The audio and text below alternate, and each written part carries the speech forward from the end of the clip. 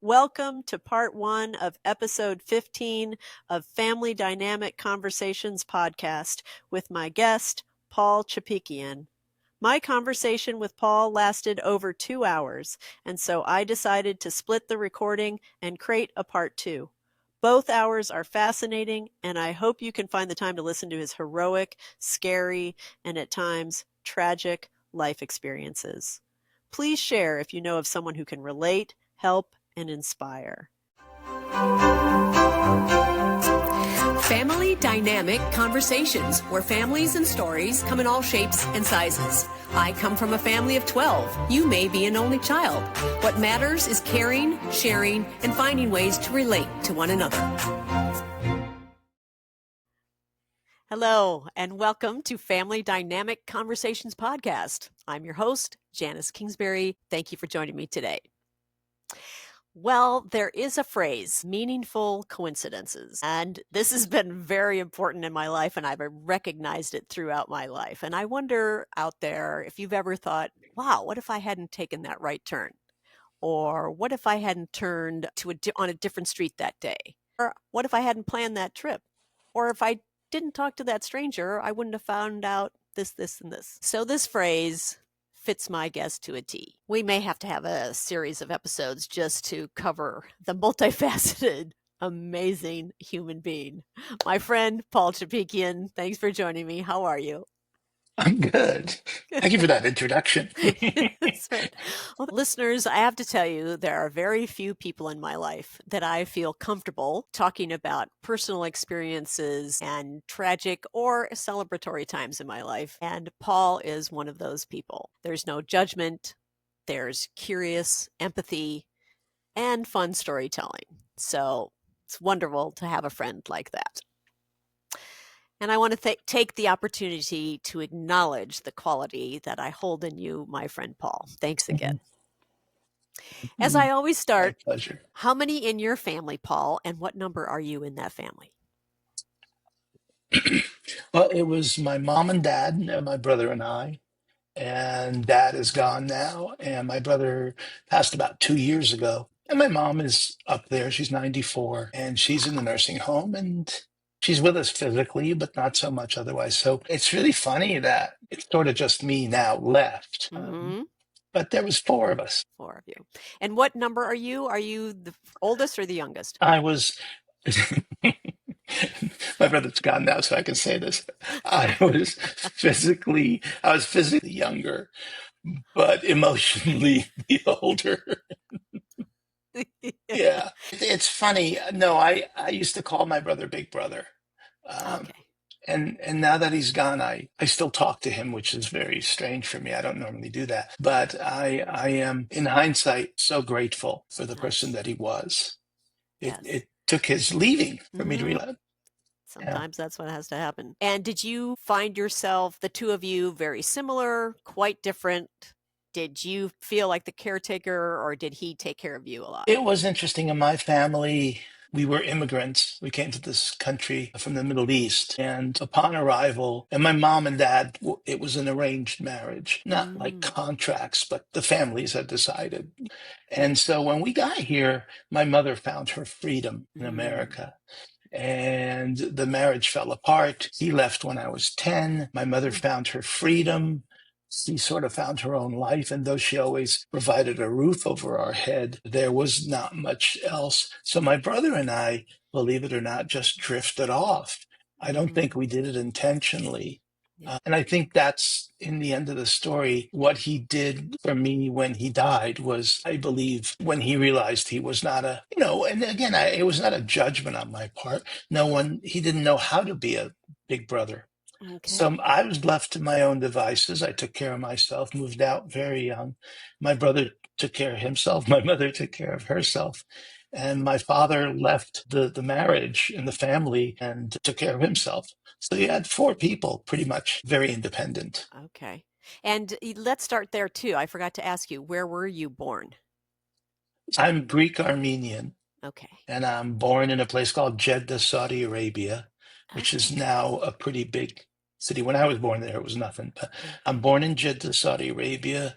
We lived in Egypt and we lived in Lebanon. back and forth all the time. And then when I was 8, we moved to New Jersey. So I'm a Jersey boy. Yeah, it's a real Yeah. homeland. And do you know why you were moving so many times when you were under 10? Oh, when we were there, it was work. Okay. My father would work in Kuwait. He'd work in Syria. He'd work in Egypt. He'd work in, because they're Okay. all very close. Right. Right. And just to maintain income, he would move here and there. Uh, Okay. and then eventually he was a glass blower, which is a lost Oh, art. Yeah. yes. I love that. I love Yeah. glass I wish he blowing. had taught me more about it. Yes. But Yeah. so that was the reason. It was Okay. financial. Right. Um, and then we were brought out of the country. My mother, I think, saw the writing on the wall, Okay. and her attitude was like, I have to get my children out of this part of the world if they're going to Mm, have a future. okay. And so we were lucky because an organization basically brought us out. Oh, So nice. And then you said into New Jersey. yeah, we moved into New Jersey because my father's aunt lived there. And so, Okay. as immigrants do, Yeah. we Yeah. all moved into her house. Nice. And was that scary? What was that transition like? I mean, you're how old when you moved? Well, it was easier for me because I was 8. Okay. So for my brother, who was 13, it Ah, was a little harder for him. okay, You know, yeah. you're an 8-year-old boy, you're going to acclimate much easier. Uh, Right. it took my brother a lot more. And in addition, in hindsight, we realized he had learning disabilities, which in those days Mm, weren't diagnosed. no. Um, when we came to this country, and like as I said, I was 8, my brother was 13, they put Mhm. my brother in kindergarten at Oh, 13. oh And gosh. that had a profound Oh, impact on him. yes. And he didn't graduate high school. He left to get a job, Mm. but he did go back for his GED later. Oh, that's good. Uh, That's good. yeah, and But that had to and be you, tough. it was really really tough, and it was tough for me. But Yeah. an 8-year-old, you're a kid. Did you know Um, English? I did not know English at Wow. all, but I did speak Arabic, Armenian, French, Greek, and Turkish. My God, So I you're spoke 5 amazing. languages. Yeah.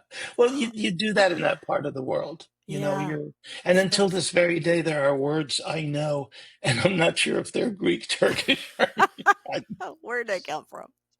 yeah, but I did not know English. But again, when you speak that many languages, it's easier to learn Wow, that's more. amazing. And I wish I had maintained them, but it's hard. If you don't use them, you That's lose them. right. That's right. Yeah, for sure. So Okay, so you're 8 years old and you come into this New Jersey, and what a difference, shock in culture. And did your dad have a glass blowing job somewhere at that point in Jersey? yeah, when we left, basically in that part of the world, if your company is doing well, the government might take it. They'll just, Okay. hey, this is really nice, thank you. Yeah. So when we left with nothing. Oh, It's the obligatory cliche of we had $40 in our pocket, but we yeah. really didn't have anything. But Mm. my father was talented, and he kept getting jobs sort of in the business. He worked for Westinghouse, Oh, wow. which worked building street lamps and things like that. Yeah. Um, so he did manage to make ends meet. And my mother actually also went out and got work. At Oh, one point, when they split, and I was with her, my brother was with my father, she had 2 jobs that she wow. was doing. She worked very hard. Yeah. Um, Did she know English too? she spoke a little bit better, but Wow. not full. All of us, my father, my brother, we learned just by being part of it. Wow. They had no formal. So impressive. Um, yeah, I mean, but that's immigrant. You Right. know, Right. that's what we do. But I will share this because I love it. My wife Terry loves this story. I learned English watching Johnny Carson. You I did. did, yeah, That's because great. I think he started in 1963, I believe, and Okay. I arrived in the country in 1963. And you'll Ah. love this. So when my father and she split, my mother and I went to New Haven, Connecticut, because she had family there. Oh, That's nice. what, you know. Right. And we lived in a brownstone, and it had a fire escape, those old iron fire escapes. Yes. And we didn't have a TV, but Okay. our neighbor did. And as I sat on the fire escape and leaned over enough, I could look through their living room window, and I would Nice. watch their TV. Um, Wow. But but I Johnny learned, Carson was on at late at night, yeah, wasn't it? Wow. right. Which is the question. Terry always says, "Wait, you were up that late?" And I was, because I was a night owl, and I still Yeah. am. Okay. And so I was up at night, and my mother tried everything to try to get me to sleep, and then finally gave up. She's like, "Yeah, whatever, you know." Whatever your time But clock is, good luck. yeah, I had a very bizarre time clock, and I learned, not only did I learn English, sincerely, I learned it watching Johnny Yeah. and the guests and whatever. But I also learned, because I do write comedy stuff. I learned my comedy from him, you Nice. know, Yeah. mimicking him as much as I could. All right. My brother So, Mark did the same thing. He loved Johnny Carson. oh, And he would try to do his, his double takes and his looks like, when Ed talks. right, yeah, exactly. And if you're familiar at all with Jack Benny, Yes. basically Johnny Carson is doing Jack Benny. I mean, they So both do the true. take. Yeah. Well, everybody learns from everybody else. Oh, that's so great. And for you kids out there, that's like Kimmel and Yeah, Seth the Meyers. original. So, Yeah, they started the night yeah, talk show right. thing. Yeah. David And Letterman now. Oh my gosh. Yeah. oh my God, talk about missing someone. Yeah. But that's how I learned the language. And then of course I went to school, and I did. I mean, I was doing better than a lot of my American counterparts, Yeah. again, because I spoke so many languages and Yes. had Yeah. a feel for it. So, I think that's great. oh, I it's an wanted to, amazing ride. yeah. I bet. So I took a walk today.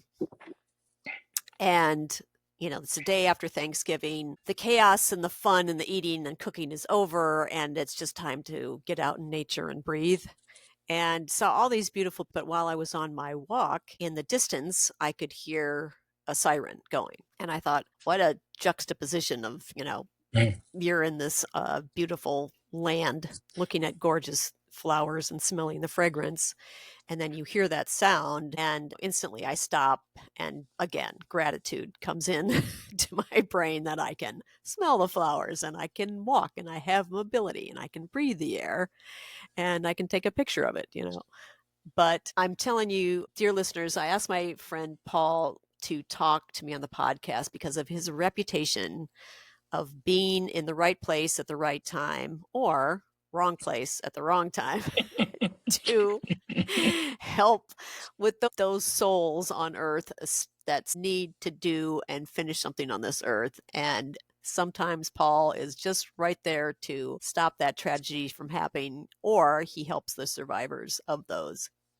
So I would like to start with asking why you joined the Crisis Center to begin with. What started that? What inspired you to do that? Well, it was interesting because I started working. A lot of these things started happening when I was very young. I did some research on my own Yeah. and started writing, and it's like, oh my Yeah. God, yeah, I forgot about that. That kid with the knife, yeah, blah, blah, blah. Oh, yeah. Um, and where I grew up in Paterson, New Jersey, was a rough part of town. Was There it? was a lot of stuff. Yeah, oh yeah, Okay. very, very, very rough part of town. Mm-hmm.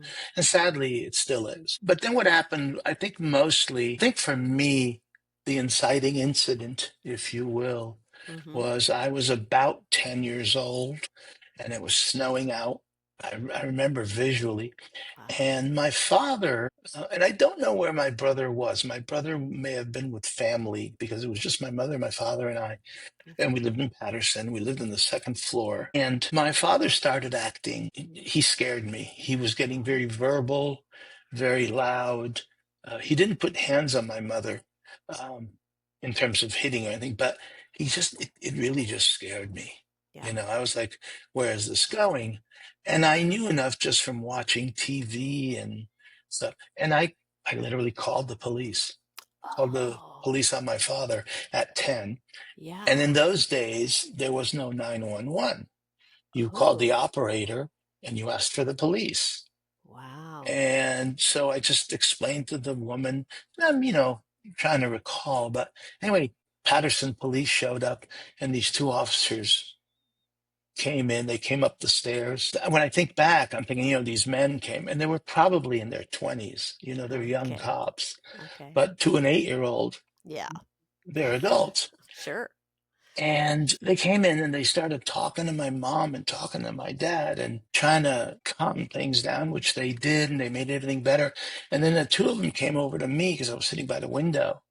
Oh, And they came and I just remember the bits and pieces of the dialogue because I didn't speak English fluently yet. oh, But they right. were like, busting my hair. Hey, kid, you doing okay? You're going to be okay. Don't worry about it. And they're like being very physical with me. Yeah. And they just were great. And then they left. They walked down the stairs, and I remember I ran to the window, and I like opened the little Venetian blinds, and I was looking, and I see them both, walk out into the snow. It was snowing. There was snow on the ground, and their Okay. car was parked there, and it was still running, so I could Mm, see the exhaust, and the lights were going in the snow, and I watched them each go to one side of the car. And I remember very distinctly they took their nightsticks out, and there's a holder in the door for the nightstick. oh, yeah. Took their hats off and put it on the dashboard, and they got in. And I remember thinking, because I had experienced it, it's cold out, but I know when you open that door, and where you grew up, this. Yes. You open that door and you get hit with that hot air because the heater's been going. Yes. And I watched them get in, and I saw them make this turnaround in their car, fishtailed, and even Oh. left tracks in the snow. And the lights were going, and then they hit the siren, and they Oh. drove away. And I'm watching, and I remember thinking, I want to do that. Oh, that's I want to amazing. show up, and I want to make everything better. That's, That was all I took away. yeah. That's I all can it show takes up, sometimes. Yeah. I can show up, and I can make things better. That's And that started my interest right. in law enforcement, if you will, Yes. and helping people. And, if I said that the sense of adventure didn't attract me, I'd be lying. I think any Hmm. police officer would lie if they said that's not part of the attraction. Yeah. It's an adrenaline rush. Right. But I just think, oh my God, this is just so cool. And Yeah. then when I lived on my own in high school, my dad had left. My mom, in my junior year, my mom said she's going to be moving to California, and we're in New Jersey. She's moving to California, and I was like, Mom, I'd been to three different high schools in 3 years. Oh, I'm done. I can't do this anymore. I yeah. said each time, the fact that we even came here and started over. Now I'm Yes. starting over every year. Right. And I just told her, I said, I can't do it. And they also had told me in high school that in the senior year, they had nominated me for being editor in chief of the yearbook. And I Ah. was making friends, and I sort of had a girlfriend, sort of, it was the beginnings. Yeah. And now Yeah. she's telling me we're moving. And I just said, Mom, I'm not going. And I had found out I'm 18 and I didn't have to do Oh, that. right. Right. Which, Right. yeah, I'm like, I don't have to listen to you now. Yeah. Yeah. I can make my own choices. Yeah. I Wow. didn't win her over with that. She was not thrilled. I'm sure. But the truth was she was being selfish because she had had an affair for like Okay. 12 years with a married man Okay. who, in all fairness, was like a father to me, was a very nice guy, taught Oh, me right from wrong. He was a wow. criminal lawyer who became a judge. Wow. And I really respected him because he was teaching me right from wrong. But then Yeah. in the back of my mind, I was saying, but you're cheating on your family.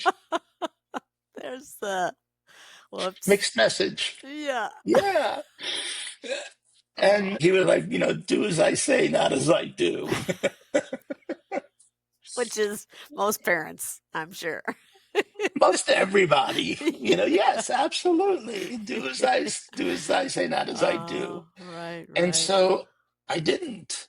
And Okay. Terry always says, "You guys played chicken." She didn't think I'd stay. I didn't think she'd go. Right, But we're right. both stubborn.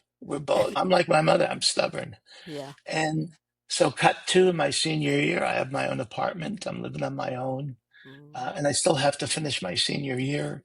So I decided to get a job. Well, not decided to, I had to get a job. And I started working the graveyard shift at an emergency room at the hospital. At It was a big, 18? at 18. Yeah. Oh my And gosh. it was a graveyard shift. And I learned about authority and how to have authority, but be respectful. Hey, yeah. Because I'm 18 and I'm telling adults what they can and can't do. And some of those adventures were crazy, but working in the emergency room, I learned about what I don't want to do to my body. Mm, You know, hey, I was like, yeah. okay, that doesn't look like fun. Ouch. um, Yeah. but I saw a lot of things working in an urban ER. And what was your Um, title? I was just a security Oh, officer. security. Okay. Yeah, Got it. I was, one of, and I had on occasion I would have a partner. Sometimes I wouldn't. And that era was PCP was really Oh, random. And yikes. so, yeah, but also things like, yeah, just as an example, I would get called into the ER by the nursing supervisor, and she'd say, "We think we have a potential child abuse case. We're calling the police. We can't let the parents leave with the child, but we haven't told them." Oh gosh. So I had to run interference. The guy's like, "Oh, where's my son? He's an X-ray. Let me go find out." Because, I really, as a kid, we didn't really have authority unless a doctor Sure. said it, Yeah. But it was a challenge to learn how to Yeah. coax people into things. And Wow. I learned a lot about interacting with all kinds of different people at the worst time of their lives. Right. Right. So cutting to, as you asked me about the crisis response team, the Crisis response team. CRT. Okay. So I almost got a job in law enforcement. I went out for Burbank PD, and I went out for LAPD, and I could have taken it to the next level.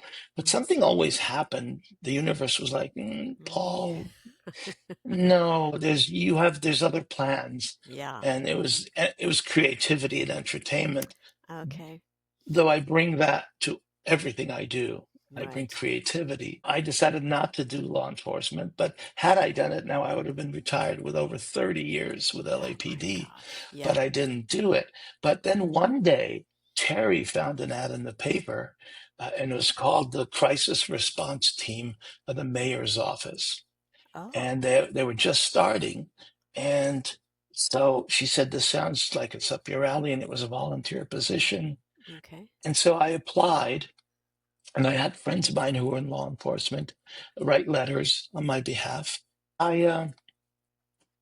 I joined, and I did Nice. that for 5 years, Okay.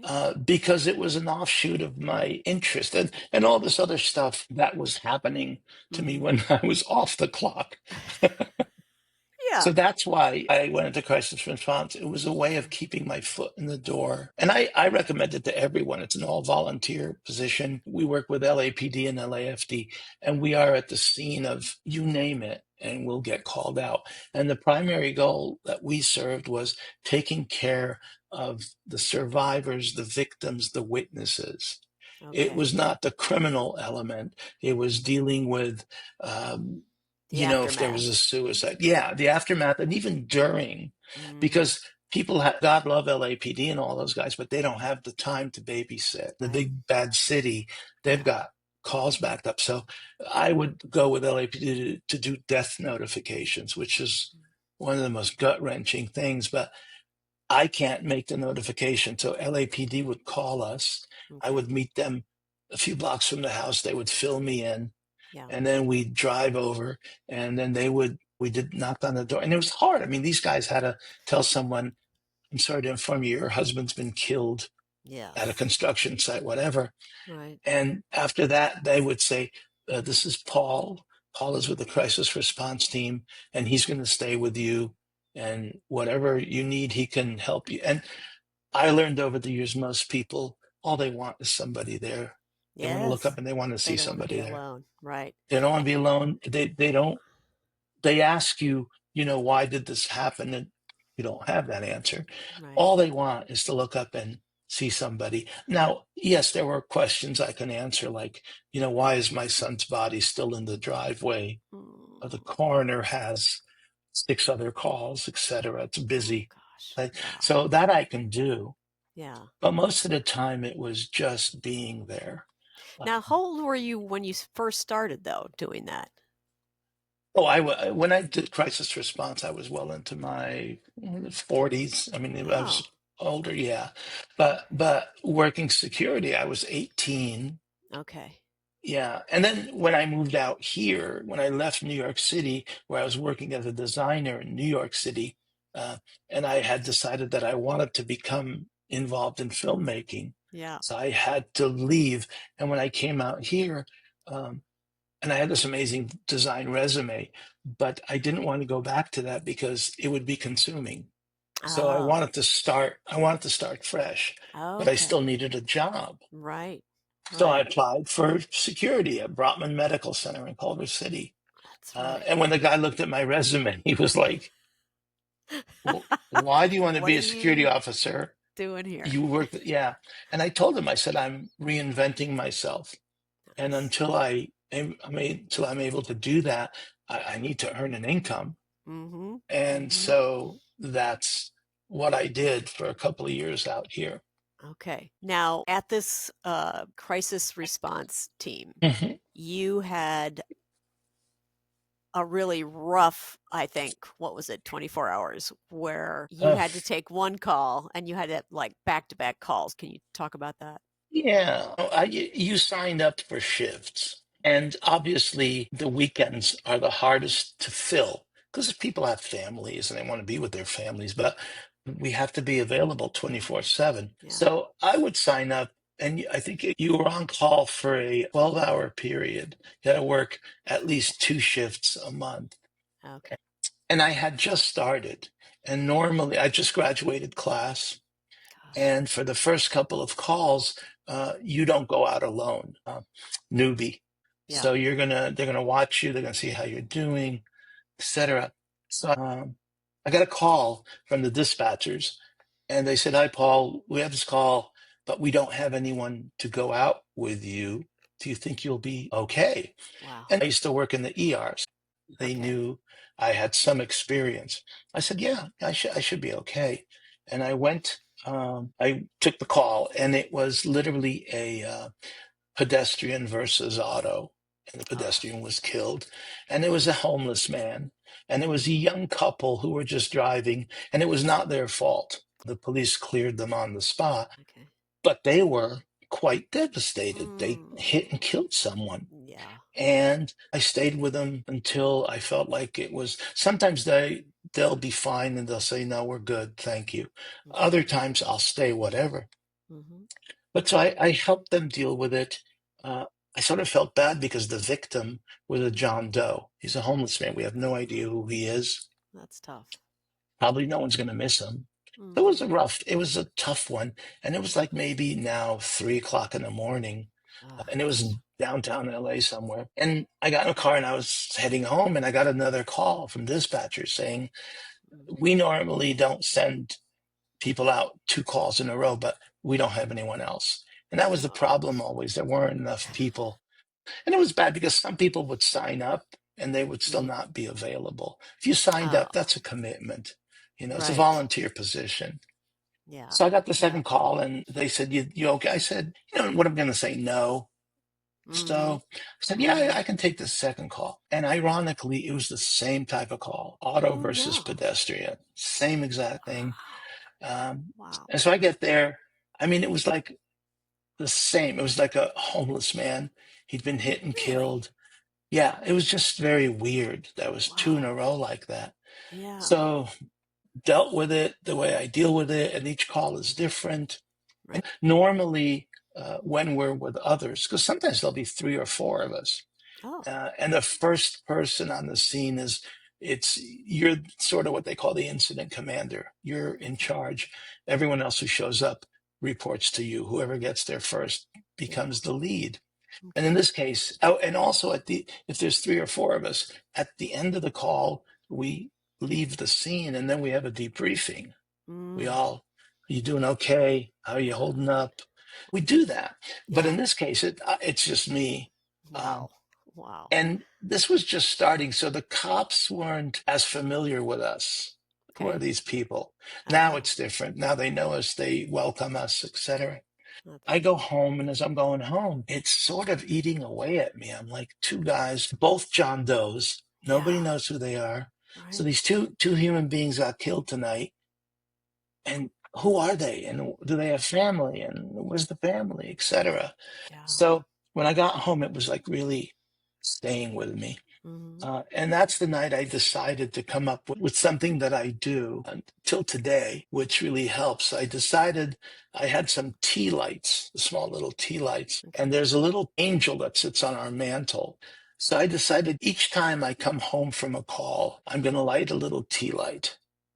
And for as long as that tea light burns, I can Ah, deal with it. But when that goes out, it's time to brilliant. let go. And it's time to move on. Wow. It's not to diminish the loss, but No. it's to get you to move Give you some forward. time. Yeah, You yeah, have to process that, and yeah. then Yeah. well They call done. it compartmentalizing. You compartmentalize it, and you do. I mean, when you're there, it's one thing. When you come home, yeah, it sort of all hits you. Mm-hmm. Um, Mm-hmm. so that night, I actually lit 2 candles, one for Okay. each victim. Nice. And I just said, when they're burnt out, it's time to move on because there's going to be more Yes. and more and more. Yeah. And I shared that with some of my colleagues, and they all said, "I'm going to do that. That's a great way to, Brilliant. Yes. just deal with it." And I do Right. that, even though I don't work with the crisis response team anymore. I still, when things happen to me Mm-hmm. on my own, Yeah. um, I do that. I just light a candle for the people I had to deal with, I and think that's then a let it go. great thing for anybody or everybody to do. Just what a gift. Take some time, think about it. It's okay to think about it. You're going to think about Hmm. it. But that Yeah, that grieving or that processing, whatever it takes, and then to let it go, the yeah, candle blows out. That's brilliant. yeah. It doesn't mean I'm you gonna forget. Yeah, no, I think I'm gonna use that, and I think any listeners out there that are trying to find different ways of coping mechanism, yeah. it's if you have to do it 4 or 5 times a day, doesn't matter. At least Right. try it. Just do it. Yeah. And also, I'm not a big fan of the word closure. Yeah, This is not closure, right. because some of these things, there is no closure. You just Mm-mm. learn to live Yeah, with it. process it. So I don't like, and law enforcement and politicians, they use the word closure a lot. No, you, Yeah. you don't bring closure to someone who lost a child. No, that's That's right. not closure. You learn to live with it, and Yeah, you move on. You can't dwell in these places. right. That's the problem. That's If you right. find yourself dwelling, it can be an issue, you Oh, know. for sure. Now, So getting back to our beginning of being in the right or wrong place at the right or wrong time. What is this most recent? When I first talked to Paul about this, listeners, it was because once again, Paul had been in a certain part of town and had an experience that just was, well, thank God he was there to help. And with all the knowledge and experience that you had in the past, it just helped. So tell me about this last experience that you had. well, it's funny because I don't think I don't think I had this one on my resume. When friends ask me about it, I say, "Well, I've added a new one to my resume." I'm laughing about it now. I laugh about it in the moment. Oh my gosh. You do what you do. But for me, humor is a coping mechanism. Okay. It's a survival instinct. Good. Um, I don't do it in front of victims. I don't do it in front of their families. But if you talk to anybody in law enforcement or the medical field, we have a very warped sense of humor because we have to deal with this. All those layers of experiences. Yeah. Yeah. I Yeah. used to say in the emergency room, in the coffee room, all bets are off. You can say whatever you want. Yeah, And you but did. obviously you don't do that in front of the family of the Sure. patient. Of course not. Yeah. So on this one, it was interesting. I was driving with a friend. We were coming back from somewhere, and he was taking me to get my car. And as we drove past this overpass, a bridge, whatever you want to call it, it was over the Wash, the LA River. And as we drove past, I thought I saw something. And I said to my friend Chuck, I said, do me a favor, turn around and go back for a second. And he goes, why? I said, well, I saw something. Mm. I said, it could be nothing. And this is what it is. People like me, law enforcement, there's an instinct. You see things differently. Mm-hmm. My friend Richard, who's a retired Los Angeles police officer, he's a lieutenant who retired. He says you have what we call cop eyes because Ah, not everybody sees these things, right. but you're very aware of your surroundings, and that's very true. Yeah, observant. Yeah, and it's very unintentional. You're not like, you know, you just Yeah. see it, just like this incident. So I said, go back, and I said, okay, do me a favor, cross over the bridge, and I could see what I was seeing, and Chuck still couldn't see it. Oh, I said, okay, now up here, I said, make a U-turn. We're going to go back, but don't stop on the bridge. Drive about 6 car lengths. And he said, what? And I said, I saw a pair of arms coming oh, through the bridge. oh my And, gosh. I was like, oh my God, I did see it because now I could see it. Mm-hmm. And Chuck was still like, where?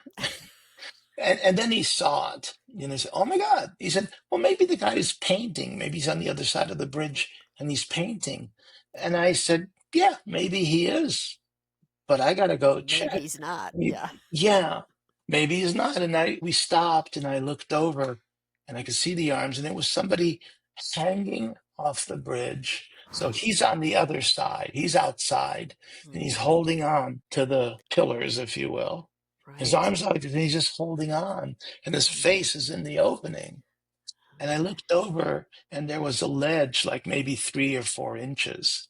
So his feet were on the ledge trying to stay up. And so I went over and I looked at him and just began trying to connect with him. Wow.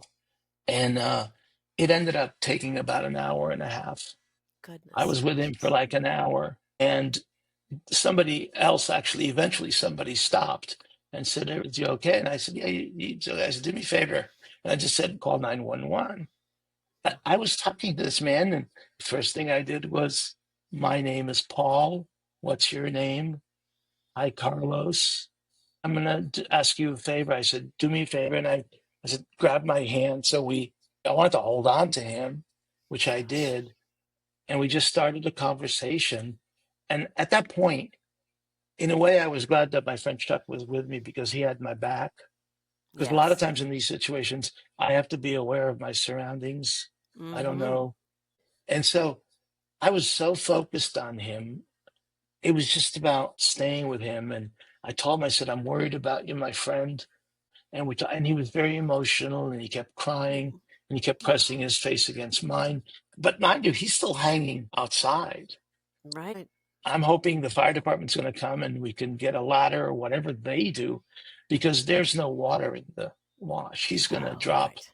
Yeah. 30 feet onto Oof. concrete. So I'm Yeah. just holding on to him. And I even remember thinking, okay, if he decides to go, how can I brace myself? At Right. that point, I was not afraid of him pulling me over because of the physical, because that is a consideration. You have to be Sure. careful.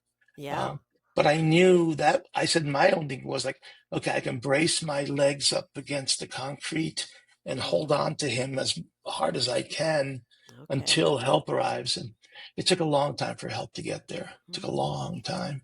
But Mm. finally, LAPD got there. And at that point, after about an hour, we got him to come up and over and be on the other side. And the first thing I did was I asked him to sit because I wanted his center of gravity down low. Because if he's on Mm. this side now, he can pull me over, pull Oh, somebody up, right. all those things. And these are things that with time, Yes. you learn to focus on. That's amazing. Because there's a Yeah. survival instinct I have too, Sure. Yeah. you know. You better. Uh, Right.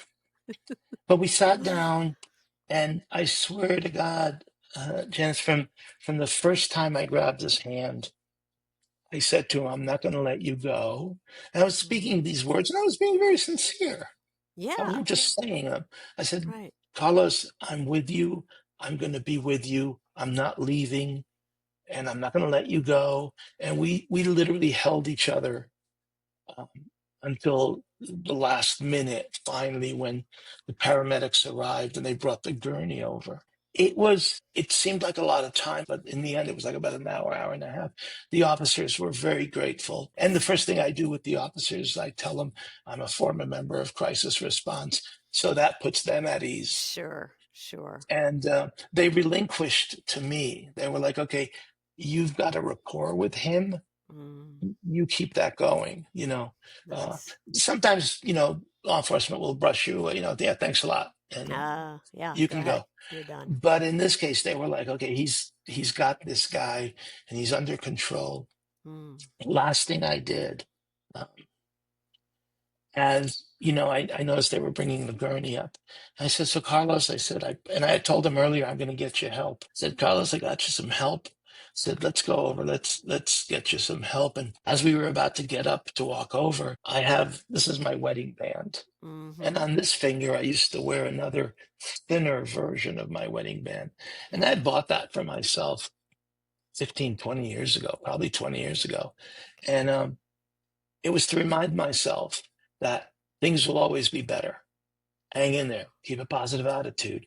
When you're down in the dumps, the Yeah. ring, it was like, I guess in AA, they use rubber bands, I'm told. Yes. Yes. The ring was my rubber band. So I was like, this is, everything will be better. And I used to play with it and I would tap. Mm-hmm. So the last thing I did, it was impulse. Before I got up, I took the ring off. I said, "Carlos," I said, "I'm going to give you this ring."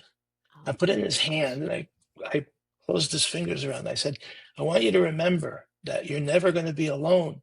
I said, "This ring, it's me. I'm always going to be with you." You Oh my know, I gosh. said, he lost it and I was close to losing it. I'm about close to Um, losing it. yeah, I was, I do pretty good. I keep, I can later I'll fall apart, but Yeah. now I can keep it together. And so I said, "I want you to remember that I'm always going to be with you, buddy." I said, "And when I Wow. see my finger and I see that the ring is not there, I'll remember you." And but he did Wow. share with us at one point, he shared that somebody had threatened to kill his 2-year-old. And that Oh my was sort of, yeah. gosh. And Wow. so the police would take care of that. But Mm-hmm. he was not painting the bridge, as Chuck thought, He was Yeah. out there to do harm to himself. Yeah. And He was it done. was profoundly humbling to be able to help him, It's to be able fantastic. to walk away thinking. And my therapist said something. She said, "Paul, you didn't just save him. You saved the father of a 2-year-old, That's you know?" true. And that really put Yes. things in perspective. Yeah.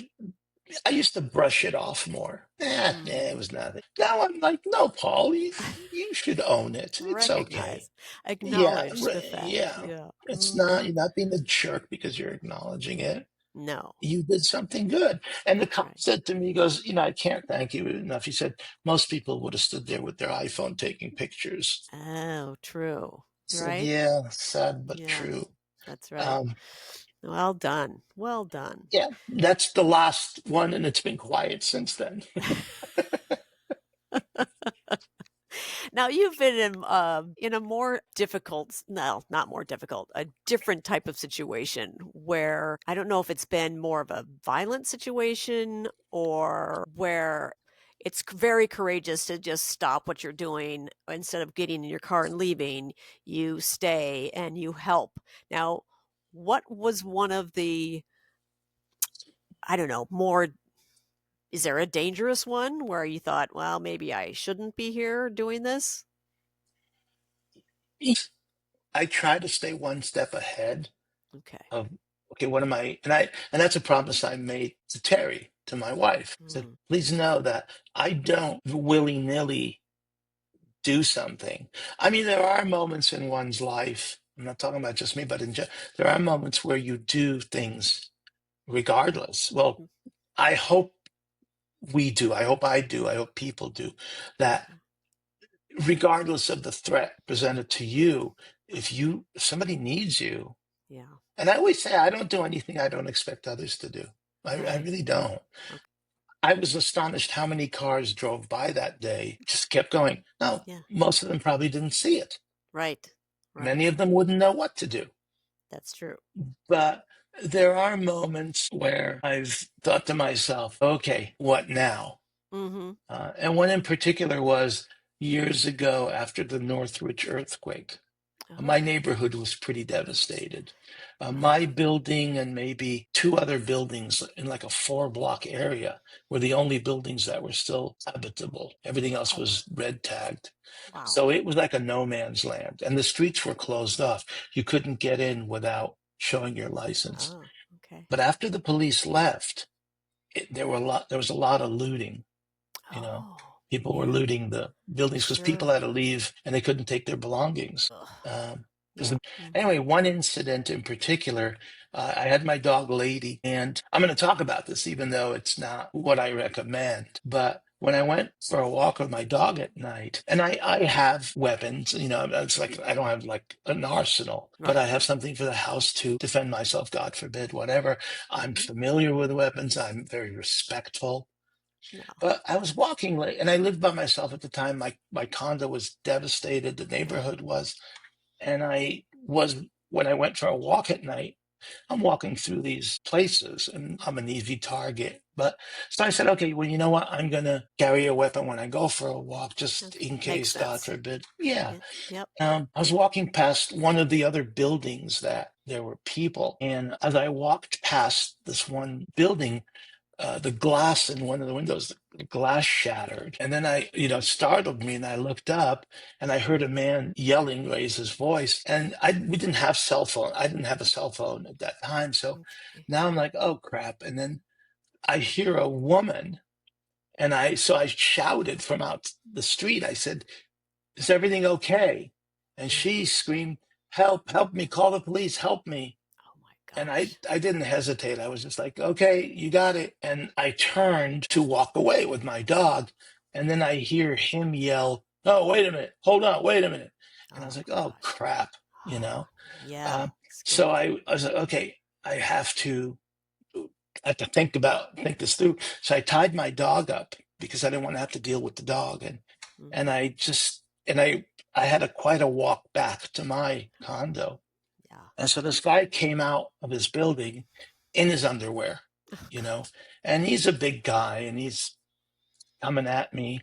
He goes, Yeah. hey, wait a minute. Well, hold up, wait a minute. And I said, sir, you need to stay where you are. I said, stop. Don't come any closer. And he said, no. And I just said, no, I'm not kidding. Don't come any closer.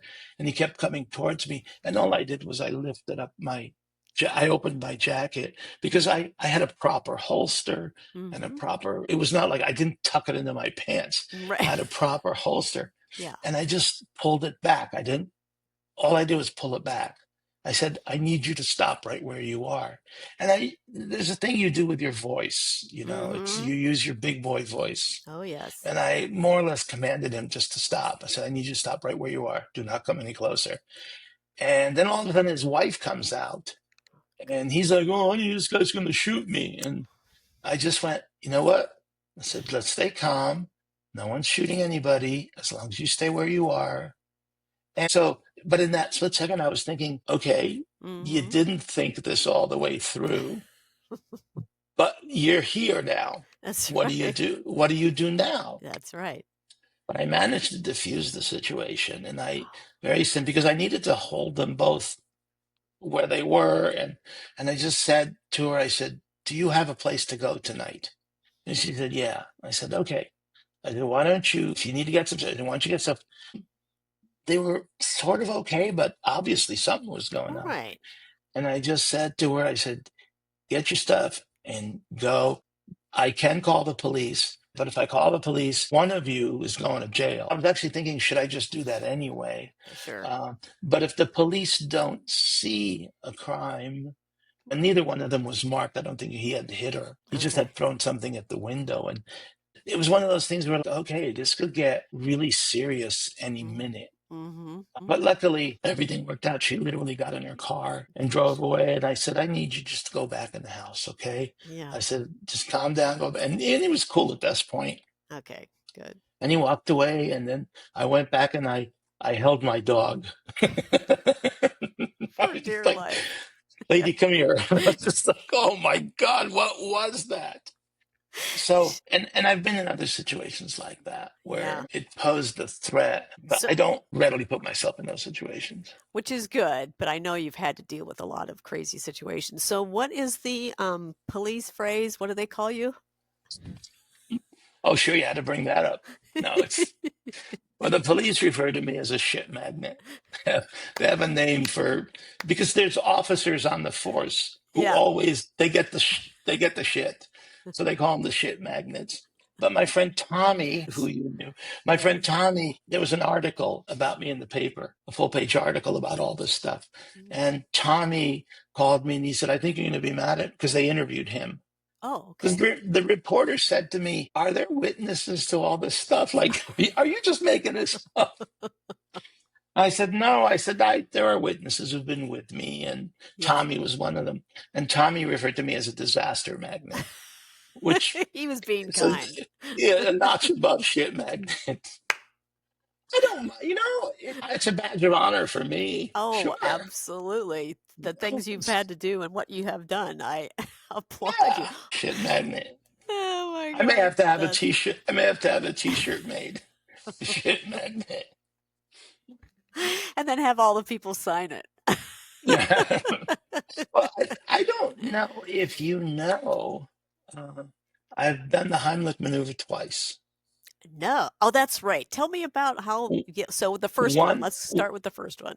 the first one was my wife Terry was at that Yes. time she wasn't even my fiance yet. She was my Oh, girlfriend, and I okay. had picked up the ring to ask her to marry Oh, me, and I picked up the ring. exciting. It was in my pocket. My mom Okay. had given me a diamond, and I had put it in. Oh, So we're in Westwood at a movie theater. We're seeing Fargo, great film. oh, We're seeing yeah. Fargo, and Terry is eating some hot tamale candy, Oh, and yeah. all of a sudden, Oh, and I'm like, no. "Are you okay?"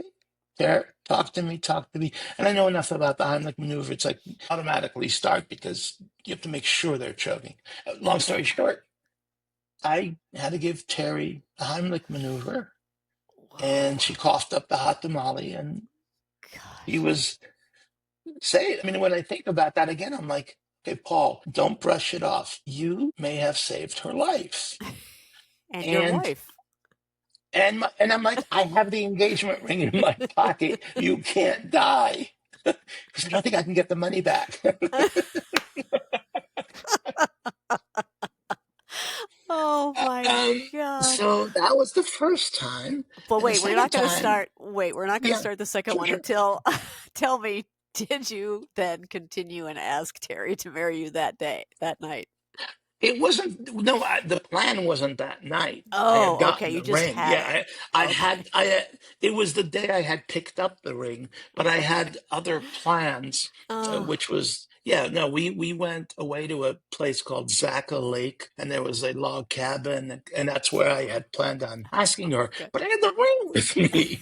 And I was like wondering, I should have held it up and go, no, no, look, I have a ring. Spit it out, spit it out. But So the we other can way was laugh at better. it. Right? Yeah, Yeah, yeah, yeah. We can laugh about it now. right. Thank God. Oh, look, Terry, a ring. Okay, let's go into And that second one. what I was going to tell you that real quick. Oh, She was so brave. I mean, I, she knows scary. this. I'm not putting. She was not looking good. You know, when you're Oh, choking to death, you know, no. she had tears in her eyes and she was Yeah, red, and sure. I'm like, you know, she goes, I want to go watch the rest of the movie. I'm like, what? What? But that showed me what kind of person she was. Like, she was like, no, I'm getting back on the damn horse.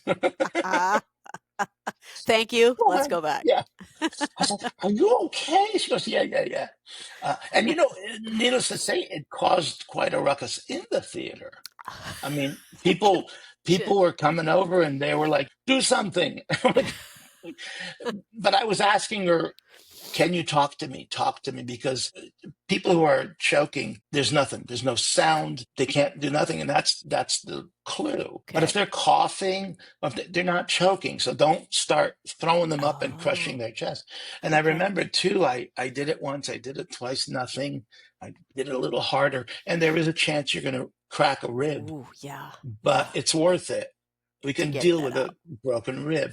So I was like, oh, and in my mind, I'm like, oh, honey, I'm so sorry. And I was like, getting even harder. And she's finding. So the only rule I had was, for a long time, I was like, you cannot have candy in the theater. If it doesn't melt, it doesn't go in your mouth. Right. Yeah, that's right. Oh my God. Oh, Oh gosh. All right. So thank you for doing that because I love Terry and I'm glad she oh, my pleasure. Trust me, it was my pleasure.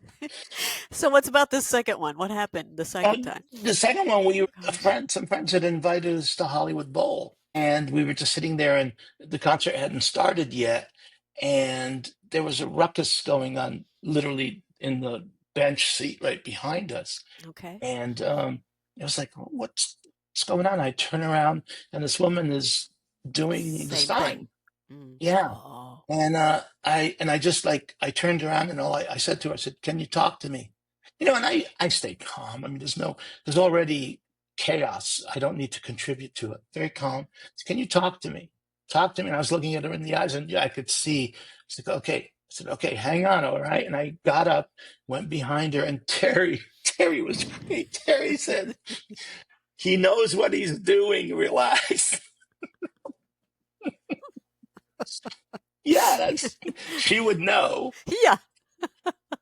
I have it on So very good authority. I put my arms around her and I started. You basically make a fist and it's right under the sternum and you push in and up. You're Oh trying to get, gosh. At the you're same trying to time. get the air from where it's stuck here. You're trying to push that air to get it to pop out.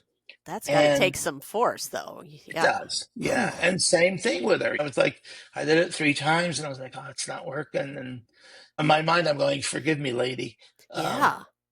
but I did it, and like I think on the fifth or sixth the popcorn got dislodged, and she spit it out. She was bleeding, and then by then, after we're done, the Hollywood Bowl first aid people had come out, in red and whatever, Oh, good.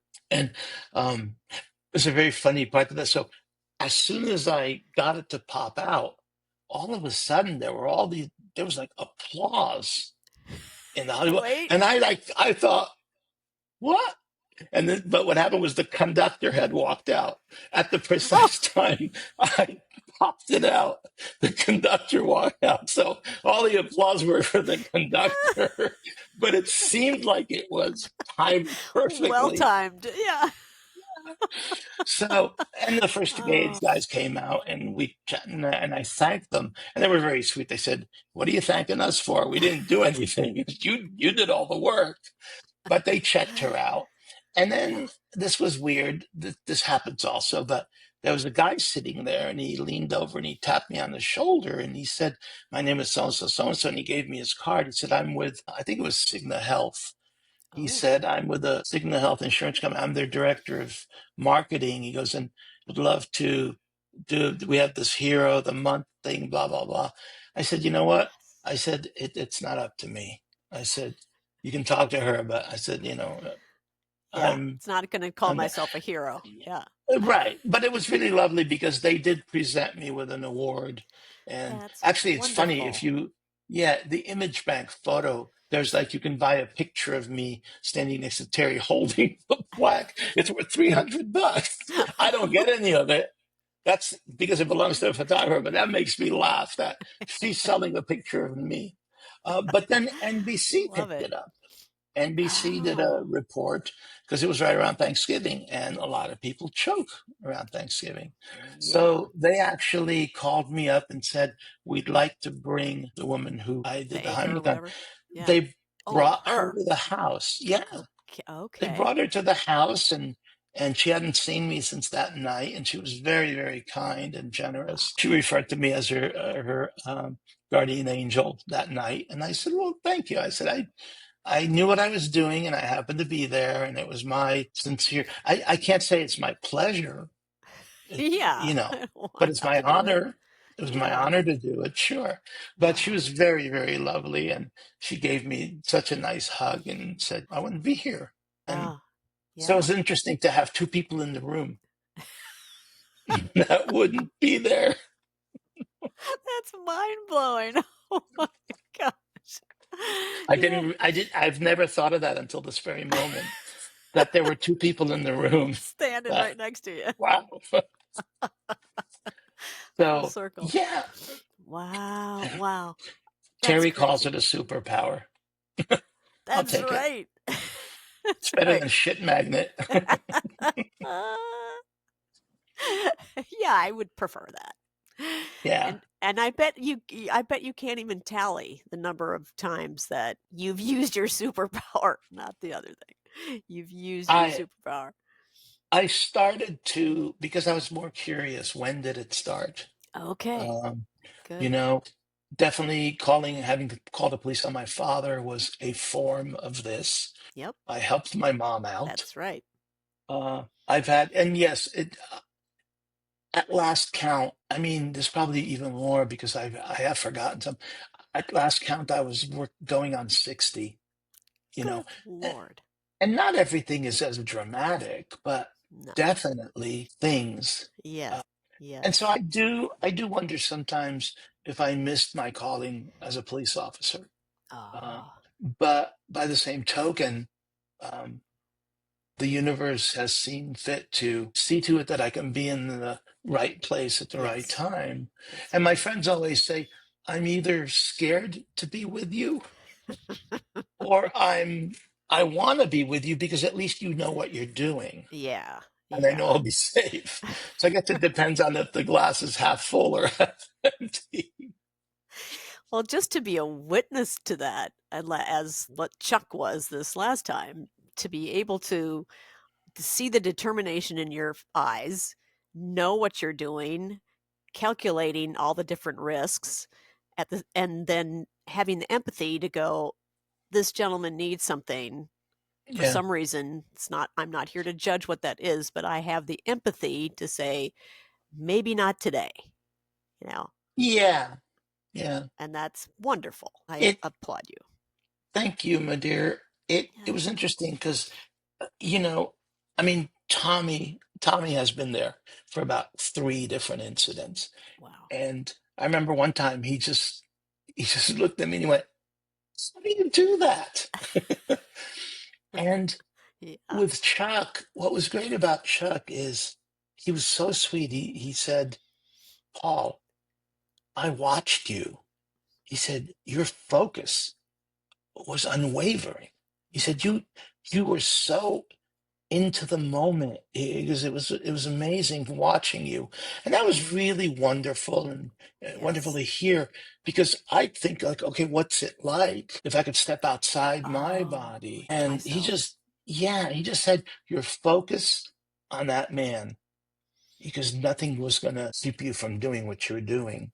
Right. um, Right. and sometimes police officers don't have the luxury I have of time and energy. It's Mm-hmm. different. Yeah. And I'm not a threat to them.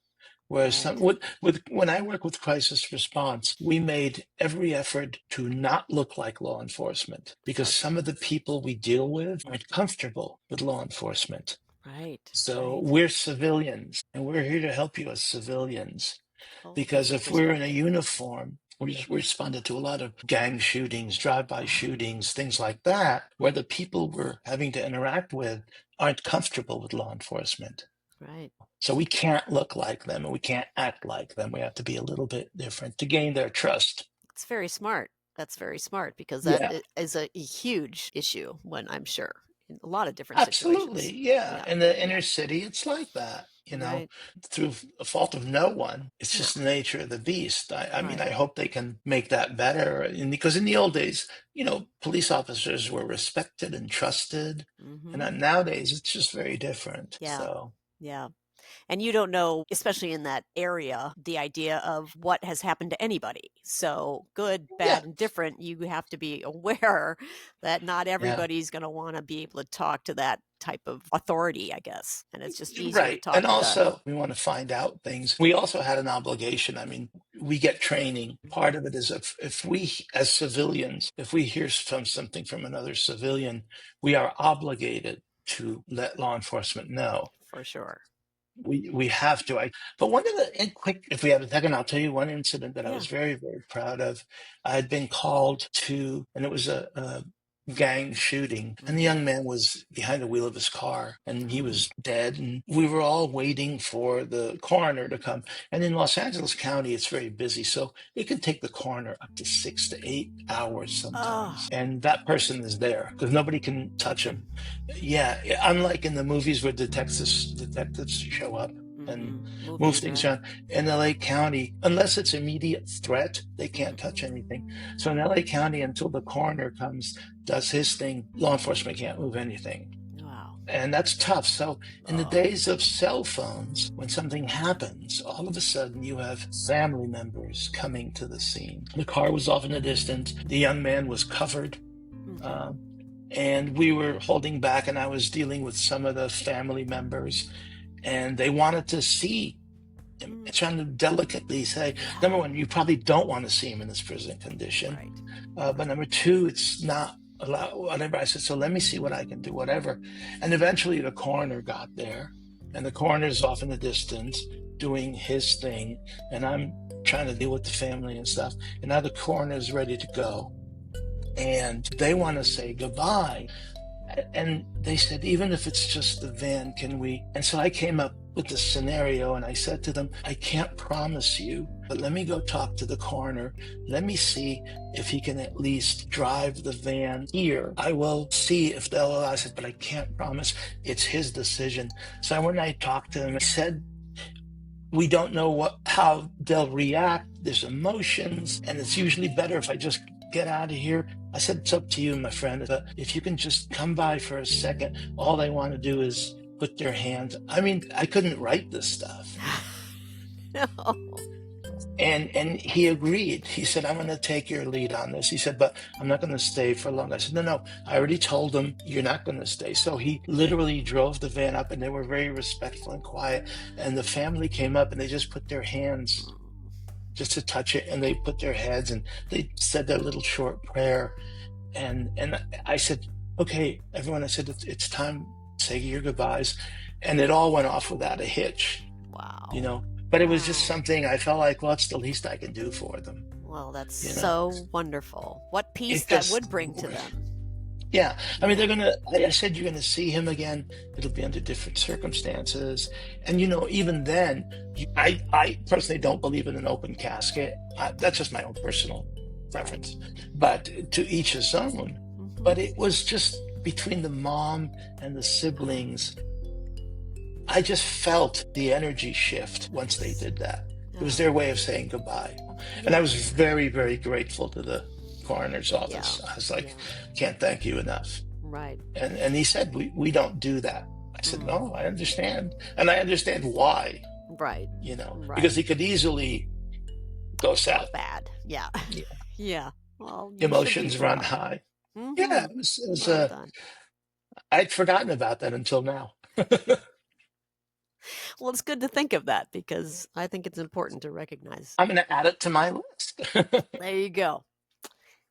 Hey, listeners, I'm going to end this episode with Paul at this point because we go into a very deep conversation in part 2 of a tragic time in his life when he will talk about how he is also a survivor of what he calls a dual suicide. I think it's an important and very tough topic to cover and one that is hard to talk about and rarely talked about. He again has his own perspective and experience, and I will save that for part 2 and episode 16. I don't know If I was put into the situations that Paul has experienced and would bravely decide to step in and save a life, or maybe the universe has not put me in that situation to test me. Please leave a comment and tell me of a brave situation you have experienced in your life. I would like to acknowledge you and thank you for being there for someone or yourself. Please join me for part 2 of my conversation with Paul Chepikian in the next episode of Family Dynamic Conversations podcast. Until then, please take care of yourselves, keep moving forward, and enjoy the beauty around you. Have a safe and wonderful holiday season. Bye for now.